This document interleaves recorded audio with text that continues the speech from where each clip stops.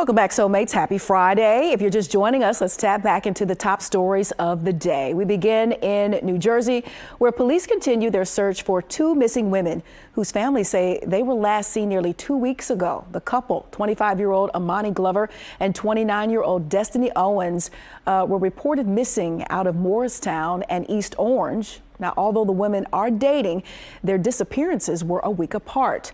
Owens was last seen in Newark on Christmas Eve, while Glover was reported missing on January 8th. Now over to Memphis, where a civil rights investigation is now underway in the death of Tyree Nichols. The investigation is being led by the Department of Justice and the FBI. The officers connected to Nichols' death were immediately placed on leave, although the department has not disclosed the number of officers involved in that investigation, and it will focus on whether the officers broke any laws, while also looking into what department policies may have been violated. And new details regarding the viral video of an Ohio officer punching a black woman in the head in the parking lot of a McDonald's. That officer has been placed on leave pending the investigation. The police chief says the officers responded to a call of a customer who was angry about a food order. Reports say the woman cooperated at first, but then refused to give the officers ID so they could give her a citation. The woman went to the hospital where she was treated for injuries to her head. And finally, it's an amazing story. A 47-year-old man by the name of Elvis Francois says he survived 24 days adrift in the Caribbean on a sailboat by eating ketchup, garlic powder, and seasoning cubes. Francois told police he was stranded back in December when currents swept his sailboat out to sea while he was making some repairs. Francois said he had to constantly remove water from that boat to prevent it from sinking. He also tried to light a fire to send a distress signal without success. However, rescue crews say Francois was able to write the word help on the boat's hull, which was key to locating him. Nicola. Thank you, Courtney. Now off to where freedom rider and civil rights leader Herbert Young has died. Young was famously known for driving the bus that escorted the freedom riders from protests in Montgomery, Alabama. He has passed away at the age of 86. The Freedom Riders consisted of groups of black and white civil rights activists who challenged segregation on interstate buses and bus terminals in various states in 1961. Throughout his life, Young made history in his own right. Aside from being known as the Freedom Riders bus driver, his obituary highlighted that Young, who worked as a bus driver after graduating high school, was one of the first black individuals to unite the Montgomery area transit system and train new bus drivers of all races. Young is survived by his family, which consists of his sister, 6 children, 6 great-grandchildren, nieces and nephews, and the entire Montgomery community. What an amazing life. All right, Tennessee State University is getting ready for a major upgrade. According to a report by the Office of Legislative Budget, there's an analysis that showed that the state underfunded the HBCU for decades. As a result of the underfunding, the university has received $250 million from that state legislature. This week, Tennessee State University President Dr. Glenda Baskin Glover revealed the money will be used to upgrade several academic buildings, replace windows, repair burst pipes, switch out the HVAC units, and multiple roof replacements, along with more. It looks like black farmers are receiving support from agricultural giant Cargill. A new cohort of black farmers called the National Minority Supplier Development Council has gained a $120,000 grant from agricultural giant Cargill.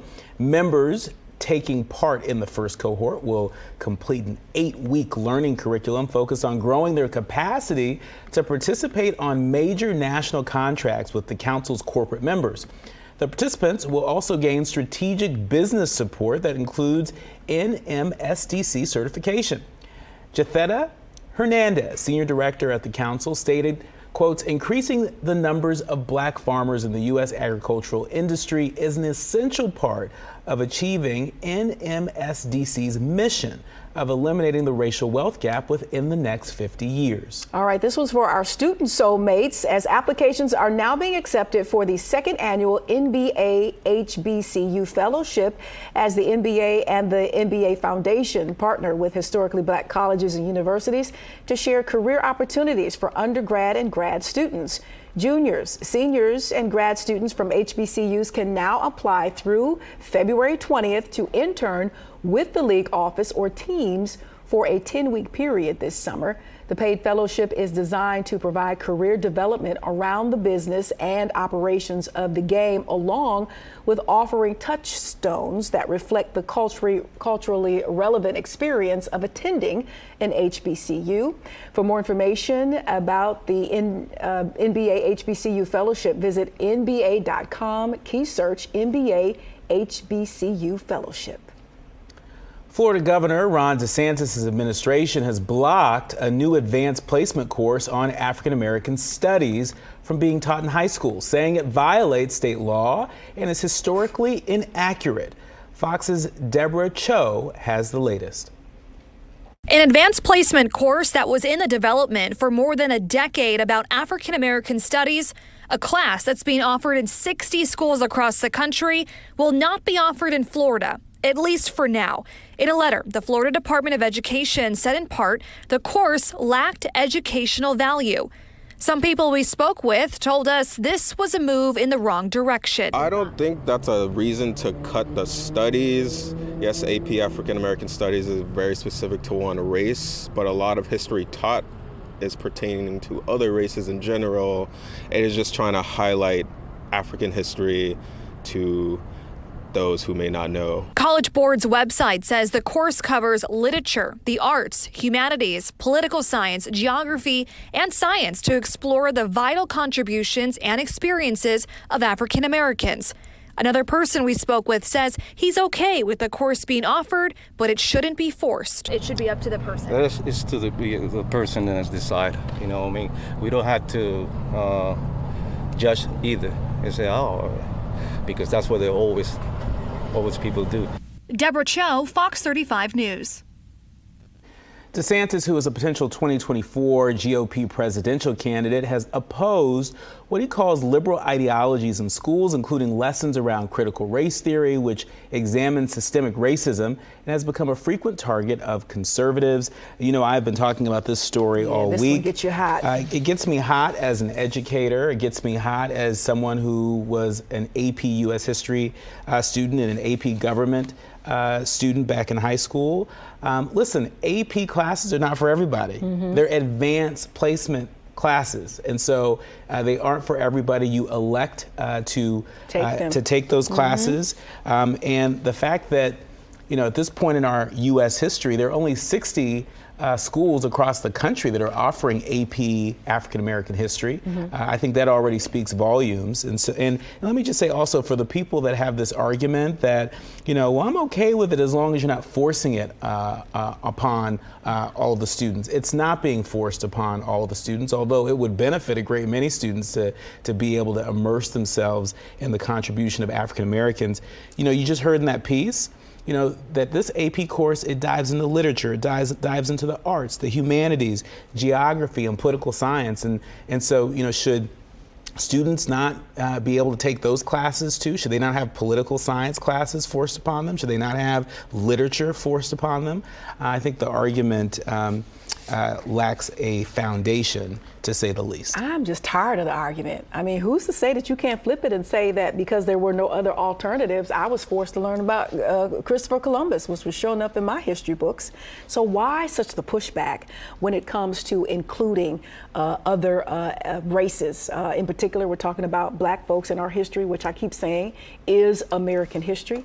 And, you know, I use the example all the time. I went to a Catholic school, parochial school all my life. And even that school, I want to say back in the 70s on into the 80s, was forward thinking enough to know that, okay, you know, this is a Catholic school. However, we want our students to be aware of what goes on and how people believe around the world. We studied Islam, we studied Hinduism, we studied Judaism, and there was never any of this pushback.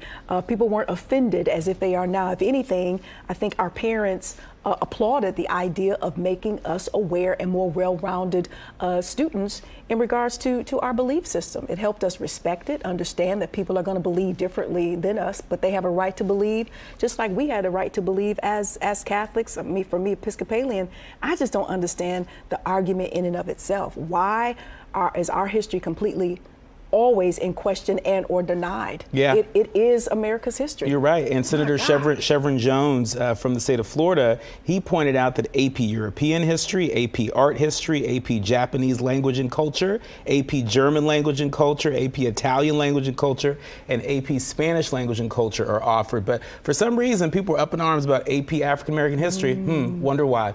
Well, up next, new casting changes for the hit Broadway play Hamilton. Oh yeah, a brother has been added to the cast. We'll introduce him once we return. You're watching Fox Soul's Black Report.